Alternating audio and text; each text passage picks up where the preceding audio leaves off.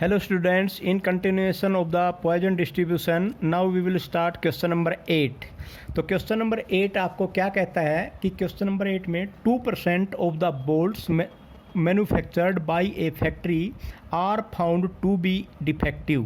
Find the probability that in a packet of 200 bolts note more than 3 bolts will come out to be defective. देखो students, अभी मैंने आपको 7th question के बारे में पिछले उसमें लेक्चर में आपने 7th क्वेश्चन के बारे में पढ़ा था। बिल्कुल सेम टू सेम ये भी वही क्वेश्चन है, बिल्कुल थोड़ी सी चेंजिंग है। कोई तो मोर देन मिल जाएगा, कोई एट लीस्ट मिल जाएगा, कोई एट मोस्ट मिल जाएगा। तो यही चीज़ें आपस में चेंज हो रही हैं और कोई चीज़ में चेंज नहीं है। तो ये सारे के सारे क्वेश्चन बिल्कुल एक जैसे हैं। आई होप ये सारे के सारे क्वेश्चन आप कर लेंगे। फिर भी मैं कोई क्वेश्चन हो तो आप मुझसे पूछ लेना, देखते हैं कितने क्वेश्चन हम कर सकते हैं अब।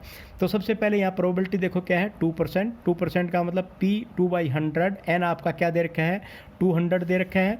तो अब जब P XR आपका दे रखा है तो E की power M raise to the power R factorial. तो NP आप M इक्वल टू NP आप निकाल सकते हैं। NP की वैल्यू आपकी क्या आएगी, 4 आएगी स्टूडेंट्स।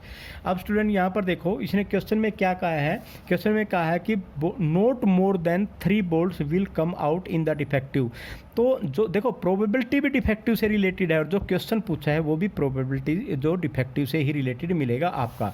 तो अब यहाँ पर देखो, अब मतलब 3 से ज़्यादा नहीं होने चाहिए, तो 3 से कम होने चाहिए। तो P0, P1, P2, P3 ये आपने निकालना है। अब P0 निकाल दो, मतलब इसमें मीन की वैल्यू तो आपकी होगी 4, e raise to the power -4, 4 की power 0, e raise to the power -4, 4 की पावर 1, 4 की पावर 2, 4 की पावर 3 और divide by 3 factorial, 2 factorial, 1 factorial and 1। ये वैल्यू निकाल के आप इसकी वैल्यू निकाल सकते हो।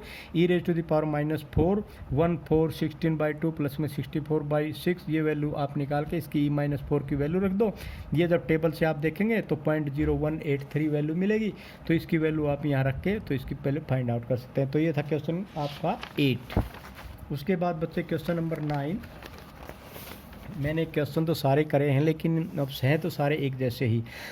6% of the bolts produced in a certain factory turn out to be defective. Find the probability using Poisson distribution that in a sample of 10 bolts chosen at random. अब n तो देखो यहाँ क्लियरली इसने दे दिया और कुछ चीज़ इसने नहीं दी। 6% प्रोबेबिलिटी दे दी 6%, n दे दिया 10 बोल्ट और बाकी चीज़ आपने यहाँ देखनी है। एग्जैक्टली 2, R एक बार 2 लेना है, more than 2 will be defective एक बार R क्या लेना है आपने, 2 3 4 5 जितने भी दे रखे हैं n तक 10 तक। लेकिन आप 2 से लेकर 10 तक नहीं लेंगे, 1 माइनस में P0 P1 कर देंगे तो ये मोर देन 2 की फ्रीक्वेंसी आपकी निकल जाएगी। चलो देखते हैं। अब देखो बच्चे, P इक्वल टू 6/100 0.06 आ गया, N इक्वल टू आपका क्या आ गया, 10 आ गया। P XR आपको पता है ये होता है। तो ये M आपका इसमें क्या है, मीन है। मीन आप निकालने क्या होता है, NP होता है। तो N और P करेंगे तो 0.6 आपके पास NP आ जाएगा और ये मीन आ गया। अब PR, अब इसमें PX इक्वल टू R ये होता है। तो ये वैल्यू आपकी क्या निकल दी, probability that a sample out of 10 bolt exactly 2 bolt, मतलब R इक्वल टू 2। तो ये जो R की वैल्यू है यहाँ पर आपने x इक्वल टू R 2 ही ले लो, यहाँ पर x इक्वल टू 2। तो ये 2 लेके आपने ये आंसर निकाल दिया। More than 2, P3, P4, P5, P6, ठीक है स्टूडेंट्स, अप टू 10 है ये, ठीक है ना, 10। तो इसका मतलब आप यहाँ पर क्या करेंगे, up to last up to 10 ले जाएंगे। लेकिन आप 10 तक इसको करेंगे नहीं, 1 माइनस में Px0 प्लस में Px equal to 1, Px equal to 2 कर देंगे तो आपका वही आंसर आ जाएगा। तो उसके बाद ये वैल्यू को आपने पुट कर दी, पुट करने के बाद आपके पास ये आंसर आ गया स्टूडेंट। उसके बाद क्वेश्चन नंबर 10। क्वेश्चन नंबर 10 ने भी बच्चे हुई है, a company knows on the basis of its past experience that 3% of its bulbs are defective. देखो स्टूडेंट, हर एक क्वेश्चन सेम टू सेम है। 3% मतलब P आपकी 3% दे रखी है और उसके बाद क्या कहता है, using Poisson distribution find the probability that in a sample of 100 bulb, N equal to आपका 100 हो गया, NP निकल गया, M निकल गया, R क्या पूछ रखा है, इसमें no bulb is effective, R equal to 0 students, no bulb is effective, R equal to 0। तो ये R इक्वल टू 0 लेके वैल्यू निकाल दी, ठीक है स्टूडेंट्स। R की वैल्यू यहाँ, M की वैल्यू 3 थी तो यहाँ पर E की वैल्यू आपने 3 आप रख सकते हो यहाँ पर, ठीक है। उसके बाद क्वेश्चन नंबर 11। बच्चे क्वेश्चन नंबर 11 भी बिल्कुल सेम टू सेम है, ये 10% आपका दे रखे हैं। उसके बाद क्वेश्चन नंबर 11 हो गया। उसके बाद आपका नेक्स्ट क्वेश्चन है, क्वेश्चन जो आपका ये नेक्स्ट क्वेश्चन बच्चे ये है आपका, मैं बताता हूँ, क्वेश्चन नंबर 14। तो क्वेश्चन नंबर 14 आपका क्या है, 8% of the people are left handed, what is the probability that 2 or more of a random sample of 25 are left handed. बच्चे बिल्कुल इजीली क्वेश्चन, प्रोबेबिलिटी ये आपकी दे ही रखी है, 25 आपका n 25 है, NP आपका निकल गया, M निकल गया, और ये कहता है कि 2 or more than probability of 2 or more than किसके बराबर होगी, 1 माइनस में लेस देन 2, 1 माइनस में P0 एंड P1, 1 माइनस में P0 एंड P1 आपने कर दिया, तो 1 माइनस में P0 एंड P1 की वैल्यू करके ये आपने वैल्यू। एक चीज़ स्टूडेंट्स में आपको पहले बताना भूल गया था, अब वो चीज़ मैं आपको बताता हूँ स्टूडेंट्स। यहाँ पर एक चीज़ देखो, यहाँ पर रिकरेंस फार्मूला आपके पास एक मैंने नहीं करा था, वो रिकरेंस फार्मूला आप बाइनोमियल डिस्ट्रीब्यूशन का भी कर लेना स्टूडेंट, बहुत ईजी है। कैसे होता है वो अभी आप यहाँ से समझ जाएंगे। तो सबसे पहले यहाँ देखो बच्चों, पी आर किसके बराबर होता है, E minus M M R divide by R factorial. मैं इसकी जगह पे पी आर प्लस में 1 कर देता हूँ, पी आर की जगह आर प्लस में 1 कर देता हूँ, मतलब जहाँ जहाँ आर है इसमें आर प्लस में 1 कर दिया। ई माइनस में m raise to the power r plus में 1 डिवाइड बाई आर प्लस में 1 फैक्टोरियल। तो डिवाइडिंग दिस बाई दिस, तो E raise to the power minus M P R plus 1 divide by P R, तो E minus M R plus में 1 divide by are plus में 1 factorial into are factorial divide by E minus M R. ठीक है, तो ये आपका क्या हो जाएगा, अब यहाँ पर r प्लस में 1 की जगह आप क्या लिख सकते हैं, r plus 1 into are factorial, तो आर फैक्टोरियल से आर फैक्टोरियल आ गया। इसकी जगह आप क्या लिख सकते हैं, m इंटू एम आर, तो m से m कैंसिल गया, तो नीचे तो बच गया r प्लस 1, ऊपर बच गया m, तो m divide by are plus में 1 बच गया।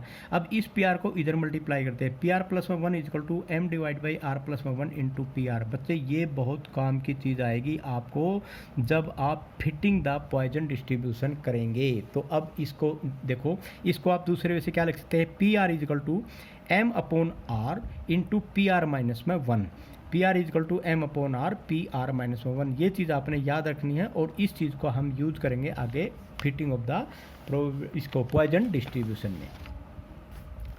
तो स्टूडेंट्स उसके बाद तो ये वैसे ये हाँ ये क्वेश्चन थे, तो 11 क्वेश्चन, 12 क्वेश्चन और 13 क्वेश्चन ये कर तो रखे थे मैंने।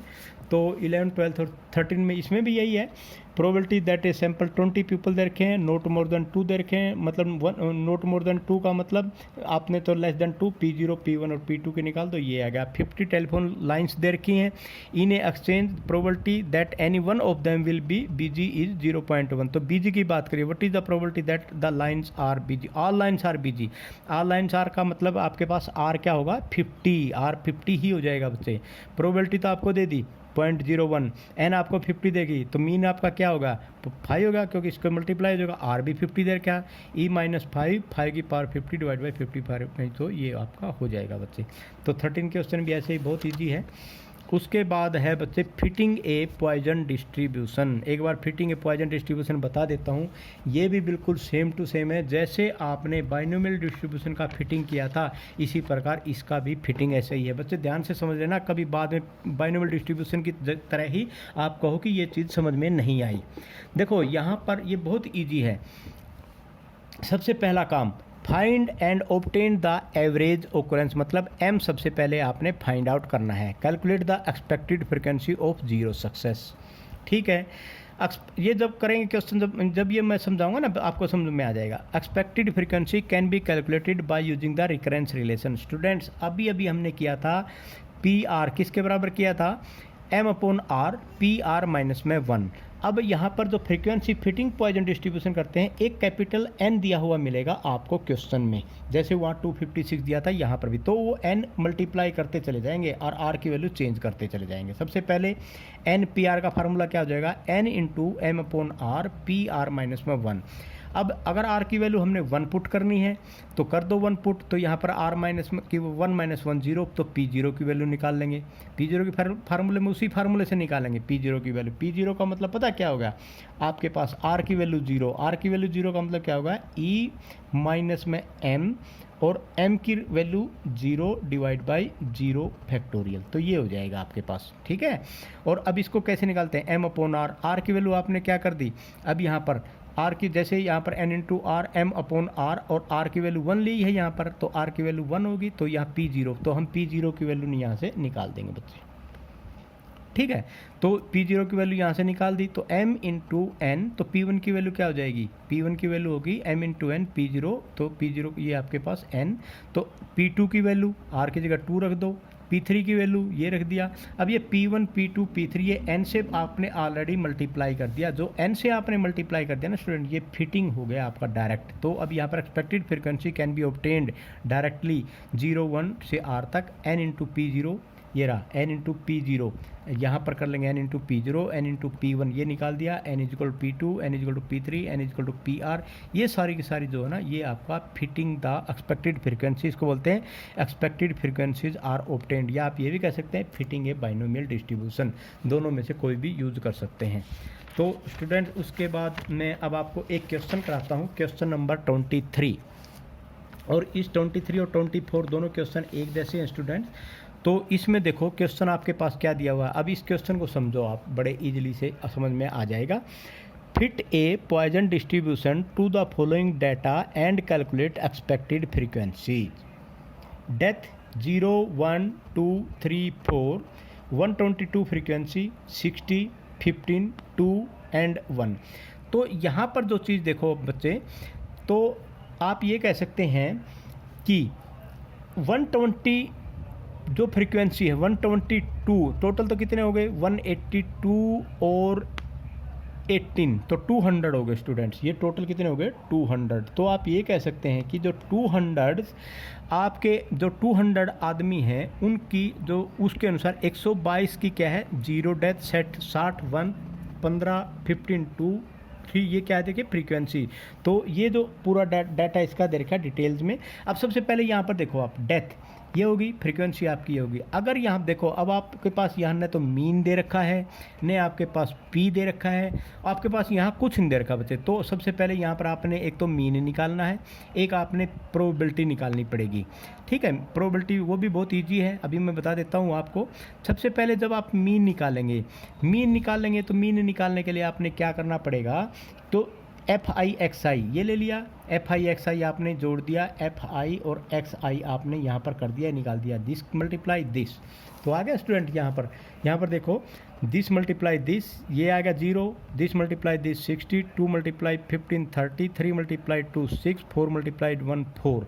तो स्टूडेंट्स यहाँ पर जो आपने ये चीज़ देखी, इसका सम आपने क्या किया 100, और ये आपके पास क्या है 200।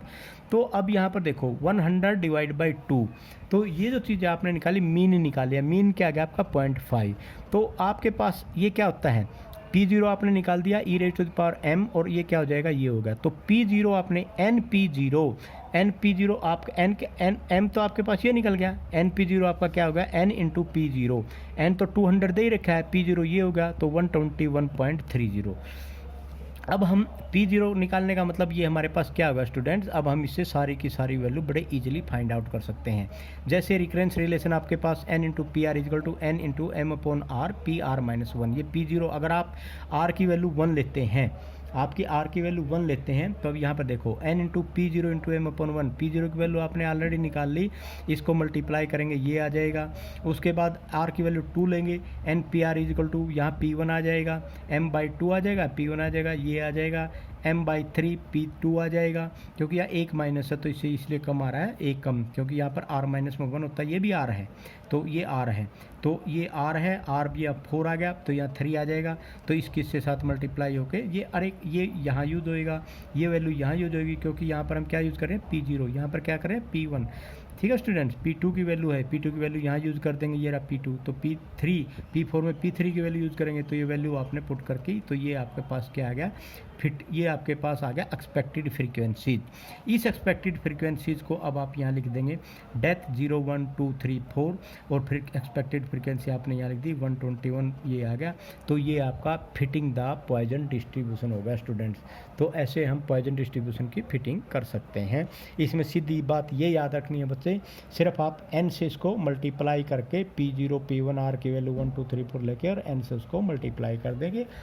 तो बच्चे कुछ क्वेश्चनों में आपके यहाँ प्रोबेबिलिटी दे रखी है, n दे रखा, तो उस टाइम पे आपने NP निकाल के NP के MP निकाल के m निकाल लेना है, NP मल्टीप्लाई करके m निकाल लेना है। उस टाइम पे फिर आपको ये सब करने की ज़रूरत नहीं पड़ेगी कि टोटल n करो, टोटल फ्रीक्वेंसी FI/XI ठीक है स्टूडेंट, ये FI आपको करने की ज़रूरत नहीं पड़ेगी। तो आपने M निकलने के बाद आप सीधा इसको सोल्व कर सकते हो। तो स्टूडेंट ये पॉइजन डिस्ट्रीब्यूशन का आपके पास पूरा चैप्टर कंप्लीट हो गया। आई होप आप इसको बड़े इजीली से कर लेंगे। अगर फिर भी किसी बच्चे को कोई चीज़ नहीं समझ में आती है तो आप मेरे से पूछ लेना। अब बच्चे हम नेक्स्ट जो हमारा टॉपिक होगा वो होगा नॉर्मल डिस्ट्रीब्यूशन का। नॉर्मल डिस्ट्रीब्यूशन के बारे में भी मैं आपको थोड़ा बहुत बताऊंगा ताकि आपको पता चल जाए कि भाई नॉर्मल डिस्ट्रीब्यूशन क्या होता है। वैसे स्टूडेंट्स मैंने पहले आपको बताया था को अगर जो इंटरेस्टेड स्टूडेंट्स हैं वो बाइनोम ये प्रोबेबिलिटी डिस्ट्रीब्यूशन का चैप्टर कर लेना, नहीं तो आपका क्वेश्चन तो सेंट्रल डिफरेंस से ही कंप्लीट हो जाएगा। अगर आप सेंट्रल डिफरेंस को अच्छी तरह कर लेते हैं तो वही आपका क्वेश्चन ठीक करवा देगा। प्रोबेबिलिटी डिस्ट्रीब्यूशन में जैसे छोटे छोटे क्वेश्चन है और बहुत अलग तरह के क्वेश्चन है तो इसमें गलती होने के चांसेस ज़्यादा होते हैं, उसमें गलती होने के चांसेस बहुत कम होते हैं। फिर भी जो स्टूडेंट्स इंटेलिजेंट हैं या जो समझते हैं कि मेरे लिए ये आगे भी काम आएगा, तो जैसे नेट वगैरह में या आपका इंट्रेंस टेस्ट, किसी भी इंट्रेंस टेस्ट में इसके प्रोबेबिलिटी डिस्ट्रीब्यूशन के क्वेश्चन बहुत आते हैं, तो वो इसको ज़रूर समझ लेना और कर लेना। तो मैं नॉर्मल डिस्ट्रीब्यूशन के बारे में हम नेक्स्ट चैप्टर में पढ़ेंगे। Thank you very much.